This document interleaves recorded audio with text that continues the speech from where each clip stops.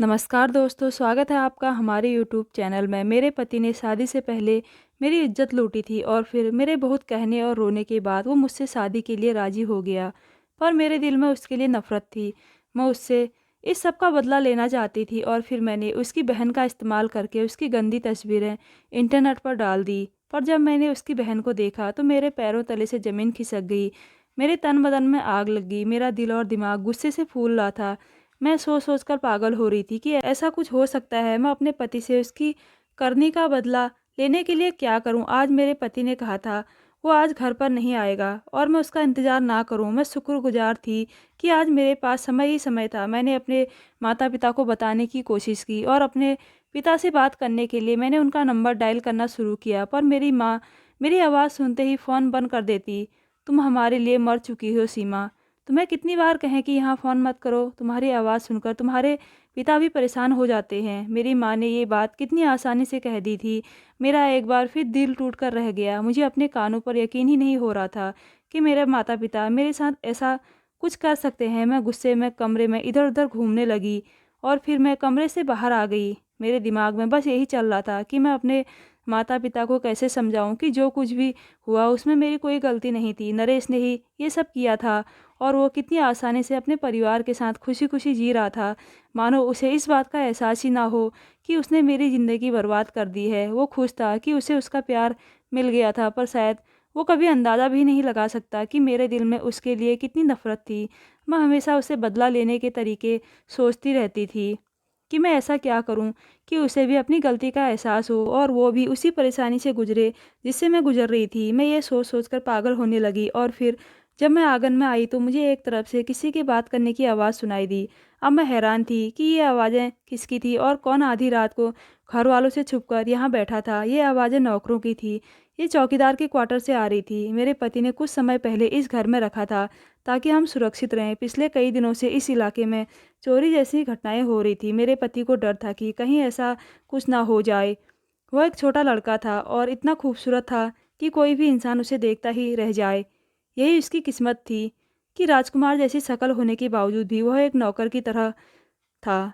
वह ऐसी ही ज़िंदगी जीने को मजबूर था, लेकिन मैंने उसकी आंखों में एक अजीब सी चालाकी देखी और मैं सोच में पड़ गई कि यह इंसान हमारे लिए किसी भी तरह से अच्छा नहीं है। लेकिन यह बात मैं किससे कहूँ? मेरी सास को तो कुछ समझ नहीं आता और मेरी ननद भी अपने में मस्त थी। ऐसे में मेरा पति मुझे पागलों की तरह प्यार करता था, लेकिन मैं उससे दूर भागती थी। काश उसने मुझे सीधे तरीके से शादी कर ली होती और मुझे अपनी ज़िंदगी में शामिल कर लिया होता। अगर ऐसा होता तो मुझे इस बात पर गर्व होता और अपनी किस्मत पर जलन होती। लेकिन उसने मेरे साथ जो किया था, उसने मुझे अपनी ही नज़रों में गिरा दिया था। प्यार करना तो दूर की बात, मैं उसका चेहरा भी नहीं देखना चाहती थी। जब रात के समय मैं क्वार्टर के पास पहुंची तो क्वार्टर की खिड़की थोड़ी सी खुली हुई थी और कमरे में थोड़ी रोशनी भी जल रही थी। मैंने कमरे में थोड़ा सा झांक कर देखा तो मेरे पैरों तले से ज़मीन खिसक गई थी। पहले तो मैंने सोचा कि मैं शोर मचा दूं और अपनी सास को बुला लूं, उन्हें यहाँ बुलाकर बताऊं कि उनकी बेटी क्या कर रही है। लेकिन फिर मेरे होंठों पर मुस्कान आ गई, ये सोचकर कि यही मौका है बदला लेने का। और अब मैं अपने पति से बदला लेने के लिए बेताब हो रही थी। मुझे अंदाज़ा हो गया था कि मुझे क्या करना है। अब मेरे पति के साथ भी वही होने वाला था जो उन्होंने मेरे साथ किया था।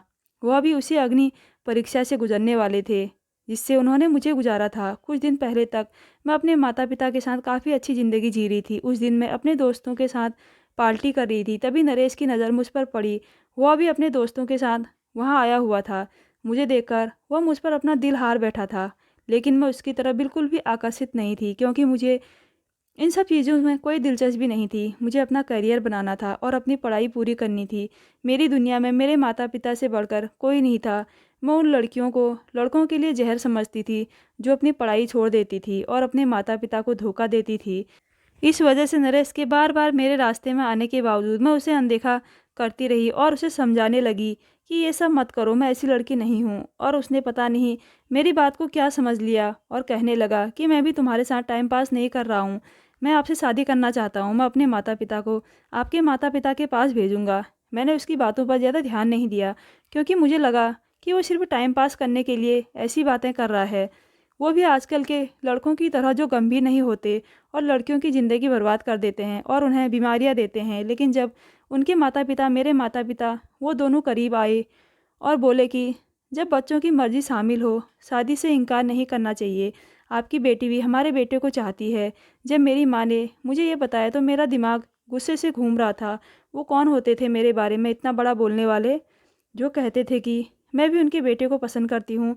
मैंने कभी उनके बेटे को गौर से देखा भी नहीं। उसे शादी करना तो दूर की बात है। वो कहने लगे, जब बच्चों की मर्जी शामिल हो तो शादी से इनकार नहीं करना चाहिए। आपकी बेटी भी हमारे बेटे को चाहती है। उस दिन मैं अपने दोस्तों के साथ खड़ी थी। मैं उसके पास गई और उसे अपने दोस्तों के सामने खड़े होकर यह सुनाया कि आइंदा अपने माता पिता को मेरे घर मत भेजना। मैं तुम्हारा चेहरा भी नहीं देखना चाहती। इसके बाद भी नरेश मेरे पास आता जाता रहा। फिर एक दिन जब उसने मुझे बहुत परेशान किया तो मैंने उसे थप्पड़ मार दिया।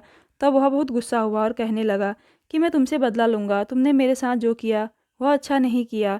मैंने फिर भी उसकी बातों को गंभीरता से नहीं लिया। मुझे लगा कि वह गुस्से में ऐसा कह रहा है और मैंने उसे चिढ़ाते हुए यह सब किया। वह मेरी कही हुई किसी भी बात को समझ नहीं पा रहा था। मेरी दोस्त अनीता मुझे कहने लगी कि तुमने यह गलत किया है, तुमने ऐसा नहीं करना चाहिए था। नरेश बहुत गुस्से में है और मुझे लगता है वह तुम्हें माफ़ नहीं करेगा। लेकिन मैंने सबकी परवाह नहीं की। लेकिन एक दिन नरेश ने मुझे कॉलेज से जाते समय किडनैप कर लिया और एक फ्लैट में ले जाकर बंद कर दिया। मेरे घर वालों को नहीं पता। वो मुझे ढूंढते रहे, कभी एक दोस्त के घर तो कभी दूसरे दोस्त के घर पर उन्हें नहीं पता था कि मैं कहाँ हूँ, किस हाल में हूँ। और मैं नरेश के पैरों में गिर गई थी और उससे कहने लगी थी कि मुझे वापस लौट जाना चाहिए, मुझे छोड़ दो, मेरे साथ ये सब मत करो। पर वो कुछ भी नहीं सुन रहा था। पहले तो उसने मेरी इज्जत लूटी, अब मेरे पास उससे शादी के अलावा कोई दूसरा रास्ता नहीं था। फिर वह मुझे एक मंदिर में ले गया। वहाँ उसने अपने कुछ दोस्त शामिल किए और शादी के बाद जब वह मुझे घर ले गया तो उसके माता पिता मुझे देखकर नाराज़ हो गए, क्योंकि मैंने उनके साथ बुरा व्यवहार किया था और अब वो मुझे अपनी बहू के रूप में स्वीकार करने के लिए तैयार नहीं थे। तब नरेश ने धमकी दी कि अगर आप लोग सीमा को घर नहीं ले गए, अगर तुमने उससे छुटकारा पाने की कोशिश की तो नरेश भी घर छोड़ देगा। और अपने बेटे के प्यार की वजह से उन्होंने हथियार डाल दिए थे। लेकिन वो मुझसे बात नहीं करेंगे, वो मुझसे दूर रहेंगे। और मुझे भी इन सब से कोई फ़र्क नहीं पड़ा। जब भी मैं अपने माता पिता से मिलने जाती, मेरी माँ मुझसे बात नहीं करती। मेरे पिताजी मुझसे पूछते कि तुमने यह सब क्यों किया। जब मैंने अपने पिताजी को सारी बात बताई तो वे कहने लगे कि जो कुछ भी हुआ है वह तुम्हारी गलती है। तुमने उस लड़के को नाराज़ किया, उसे ऐसा करने के लिए मजबूर किया। मैंने तुमसे कहा था कि मैं तुम्हें कॉलेज खुद छोड़ूंगा, लेकिन तुमने मेरी बात नहीं मानी और यह सब भी तुम्हारी वजह से हुआ, तुम्हारी जिद की वजह से। वे दोनों मेरी किसी भी गलती को माफ़ करने को तैयार नहीं थे और ऐसे में मुझे नरेश से नफरत होने लगी थी। मेरा दिल चाहता था कि मैं उसे मार दूं, उसे भी वैसा ही टॉर्चर दूं जैसा उसने मुझे दिया है। मेरी सास मुझे हर वक्त ताना मारती रहती थी कि मैंने उनके बेटे को फंसाया, उसे ज़बरदस्ती शादी कर ली। पता नहीं मैंने ऐसा क्या किया कि वो इतने लाचार हो गए। उन्होंने मुझे अपना लिया और मेरी ननद भी मुझे पसंद नहीं करती थी। इस वजह से मुझे उन दोनों से नफरत होने लगी और मैं चाहती थी कि ये सब लोग भी उस चीज़ का मज़ा लें। अब चूँकि मुझे इसका मौका मिल गया था तो मुझे एक रास्ता नज़र आया कि कैसे मैं अपने पति से ये सब छीन सकती हूँ। उस वक्त उसकी बहन लड़के के साथ मौजूद थी और वो दोनों ऐसी हालत में थे कि मैं भी उन्हें देखकर शर्म से भर गई। मैंने अपने मोबाइल में इन लोगों का वीडियो बना लिया और फिर जब मैं कमरे में आकर लेट गई तो इस बार मुझे चैन की नींद आई, क्योंकि मैंने बदला लेने का रास्ता देख लिया था। मैं सोचने लगी कि उसके दिल पर क्या बीतेगी जब उसे भी दुनिया के सामने तमाशा बनना पड़ेगा, उसे कैसा लगेगा। अब मैं ये सोचकर खुश हो रही थी और फिर अगले दिन मैंने वो सारी तस्वीरें इंटरनेट पर डाल दी थी। और ये काम मैंने इतनी चतुराई से किया था कि कोई ये नहीं जान पाया कि ये काम किसने किया और कैसे किया। कोई भी उन वीडियो को एक एक करके डिलीट नहीं कर सका। ये वीडियो लोगों तक पहुंच चुका था। मेरी ननद और उस लड़के दोनों के चेहरे साफ दिख रहे थे। मेरी सास को ये सब पता नहीं था, पर ऐसा लग रहा था जैसे बबीता को सब पता चल गया हो, क्योंकि मैंने उसे दिन में देखा था। मैंने उसे बहुत परेशानी हालत में देखा था। वो इधर से उधर जा रही थी, वो बार बार किसी का नंबर डायल कर रही थी। मुझे बिल्कुल भी अंदाज़ा नहीं था कि वो लड़की कहाँ से आ रही थी। मेरी सास बार बार पूछ रही थी कि कैलाश कहाँ है, वो चला गया। मुझे बाजार से कुछ सामान लाना था। वो बहुत आलसी लड़का है, जब कोई काम होता है तो वो गायब हो जाता है और पहुंचता ही नहीं। और फिर मैंने बबीता के चेहरे पर देखा, वो बहुत चिंतित दिख रही थी। बस मुझे अंदाज़ा हो गया कि जो आग मैंने लगाई थी वो सुलग रही है। बबीता को भी ये बात पता चल गई थी। मैं मन ही मन खुश हो रही थी कि अब मैंने अपना काम पूरा कर लिया है, क्योंकि अब मेरी सास और पति के चेहरे पर भी वही दुख हो जो मुसीबत मैं झेल रही थी वो आने वाला था। बबीता के तैयार होने के बाद मेरी सास हाँफते हुए घर से निकल गई। बबीता तुम कहाँ जा रही हो इतनी जल्दी, मेरी बात सुन लो। पर बबीता सुनी नहीं। बबीता बबीता पता नहीं मेरी सास बोली कहाँ चली गई थी यह लड़की। मेरी सास सिर पकड़ कर रह गई, यह तो कुछ सुनती समझती भी नहीं। आज मैंने अपनी एक रिश्तेदार को फ़ोन किया था, वह मुझे बबीता के रिश्ते के बारे में कुछ बताना चाहती थी, वह बबीता से मिलना चाहती थी। पर यह लड़की तो किसी की बात ही नहीं समझ सकती थी। मेरी सास लगातार गुस्से में ज़ोर ज़ोर से चिल्लाई जा रही थी और मैं यह सोचकर खुश हो रही थी कि अब आप अपनी बेटी को इज्जत से अगले घर भेजने के बारे में सोचना छोड़ दीजिए। अब इस घर में इसे ब्याहने कोई नहीं आएगा। और आज मैं अभी तक जगी हूँ। मेरे पति को बहुत देर हो चुकी थी और मेरी ननद का कहीं पता नहीं था। मेरी सास का टेंशन के कारण बुरा हाल था और मेरे ससुर भी बार बार मेरी सास से एक ही बात कह रहे थे, आपने अपनी बेटी को बहुत कुछ सिखाया है, आपको पता है वह कहाँ है। जवान बेटी अभी तक घर नहीं आई है और आपको पता भी नहीं है कि वो कहाँ है। और आपका बेटा भी कुछ नहीं सुनता है। मैं उसे काफ़ी देर से फ़ोन कर रहा हूँ लेकिन वो कोई फ़ोन नहीं उठा रहा है। मैं परेशान हूँ। तो मेरी सास भी फूल रही थी। वो रोने लगी और कहने लगी, मैं क्या करूँ, वो सिर्फ मेरी ही नहीं आपकी भी बेटी है। अगर वो मेरी बात नहीं सुनती तो आपको उसे काबू में रखना चाहिए था। अब मेरी सास को भी अपनी गलती का एहसास हो गया कि उसने अपनी बेटी को बहुत छूट दी थी। मैंने उसे बहुत प्यार दिया लेकिन यह तो बस शुरुआत थी। इन लोगों को पता चलना चाहिए था कि दर्द, अपमान और जिल्लत किसे कहते हैं। रात को जब मेरे पति घर आते तो मैं बहुत टूटी और बिखरी हुई महसूस करती थी। मैं उस समय अपने कमरे में बैठी होती थी लेकिन आज मैं इन लोगों का तमाशा देखने के लिए लॉज में मौजूद थी। आज घर में खाना खाने वाली मैं अकेली थी। ऐसा लग रहा था जैसे मेरे सास ससुर को कुछ होश ही नहीं था और मुझे किसी बात की चिंता नहीं थी। मैं चाहती थी कि सब कुछ ऐसे ही हो। मैंने अंदाज़ा लगा लिया था कि बबीता अब अपने घर वालों का सामना नहीं कर सकती। उसे डर होगा कि उसका भाई उसे जिंदा नहीं छोड़ेगा, इसलिए वह अपनी सहेली के घर चली गई होगी। वह अपने भाई के घर वापस आने का इंतज़ार करेगी जब उसका गुस्सा शांत हो जाएगा। फिर जब मेरे पति घर आए तो मेरी सास अपना दिल थाम कर रह गई कि मैं बबीता को इतनी देर से फ़ोन कर रही हूँ लेकिन वो मेरा फ़ोन नहीं उठा रही है। उसकी किसी सहेली से पता करो कि वो उसके साथ है या नहीं। और तभी नरेश गुस्से में चिल्लाने लगा, वो हमारे मुंह पर कालिक पोत कर कहीं चली गई होगी, वो उसी के साथ होगी जिसके साथ उसने अपना मुंह काला किया है। वो गुस्से में बोल रहा था और मैं सांस रोक कर रह गई। क्या बात कर रहे हो? कोई तुम्हारी जवान बहन के बारे में ऐसी बात करता है। मैं मानती हूँ कि वो थोड़ी बदतमीज और लापरवाह है लेकिन इसका मतलब ये नहीं है कि तुम भाई होकर उसके चरित्र पर ही बोलने लगो। पता करो कि मेरी बेटी कहाँ है और वो किसी परेशानी में तो नहीं है। तभी नरेश ने अपना मोबाइल उनकी तरफ किया और उस मोबाइल में वही वीडियो था जो मैंने आज ही नेट पर अपलोड किया था और रात को ही अपने मोबाइल से बनाया था। ये देखकर मेरी सास के पैरों तले से ज़मीन निकल गई।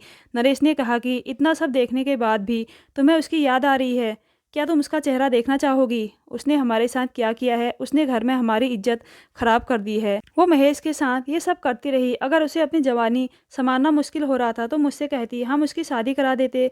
वो हमारे साथ ये सब नहीं करती। अब वो सिर पकड़कर रोने लगा। मैं कितना बदनाम हो गया हूँ किसी के सामने सिर उठाने के लिए। अब मैं इस काबिल नहीं रहा, मैं किसी का सामना नहीं कर सकता। वो बुरी तरह से रो रहा था और मुझे उसे देखकर एक अजीब सी राहत महसूस हुई। मैं भी उसी तरह रोई थी और मेरे माता पिता भी मेरे लिए उसी तरह से तड़प रहे थे। मेरी बदनामी का डर उन्हें सताने लगा था और उन्हें भी वैसा ही महसूस हो रहा था जैसा अब इन लोगों को हो रहा था।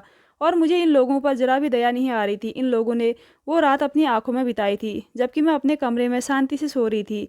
जब मेरे पति ने मुझे शांति से सोते हुए देखा तो उन्होंने कहा, मुझे पता है ये सब तुम्हारा ही किया धरा है। तुमने ही मेरी बहन को इस दिशा में डाला है, तुमने ही उसके अंदर ये ख्याल डाले हैं, वरना मेरी बहन बहुत भोली थी।